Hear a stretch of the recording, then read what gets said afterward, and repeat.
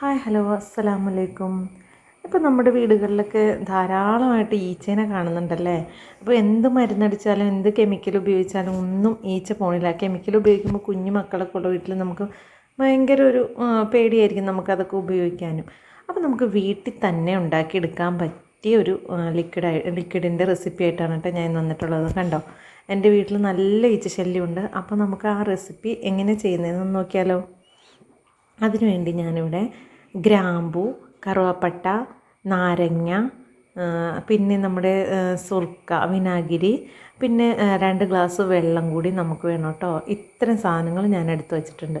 ഇനി നമുക്കിത് എങ്ങനെ ഉണ്ടാക്കിയെടുക്കുന്നതെന്ന് നോക്കാം.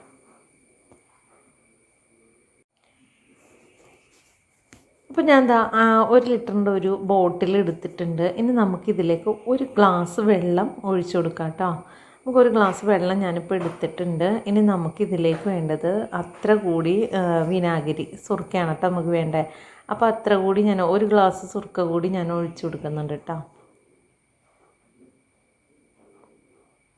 അപ്പോൾ ഞാൻ 1 ഗ്ലാസ് സുർക്കയും കൂടി ഒഴിച്ചു കൊടുത്തിട്ടുണ്ട്. ഇനി നമുക്ക് ആവശ്യമുള്ളത് നമുക്ക് നമ്മുടെ ഗ്രാമ്പൂ, കറുവപ്പട്ടയും ഇതുപോലെ 1 ഗ്ലാസ് വെള്ളത്തിൽ നന്നായിട്ടൊന്ന് തിളപ്പിച്ച് അത് ഒരു 1/4 ഗ്ലാസ്സൊക്കെ ആകുന്നത് വരെ ഒന്ന് വറ്റിച്ചെടുക്കാം കേട്ടോ.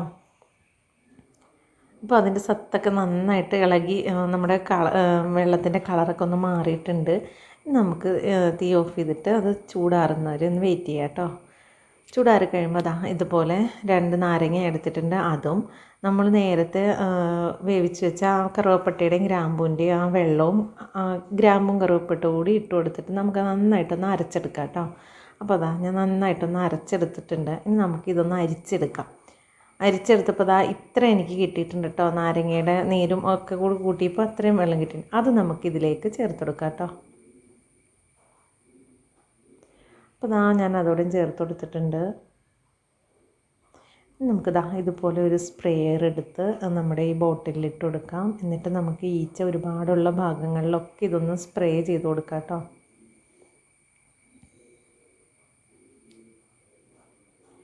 ഇതടിക്കുമ്പോൾ വേറൊരു ഗുണം കൂടി ഉണ്ട്. ഈച്ച പോകുന്ന മാത്രമല്ല, നമ്മുടെ വീടിന് നല്ലൊരു സ്മെല്ലും കൂടി വരും കേട്ടോ. നാരങ്ങയുടെയും ഗ്രാമ്പൂൻ്റെയൊക്കെ ഒരു നല്ലൊരു സ്മെല്ലും കൂടി നമുക്കുണ്ടാവും, നമ്മുടെ വീടിന് മൊത്തത്തിലുണ്ടാവും കേട്ടോ.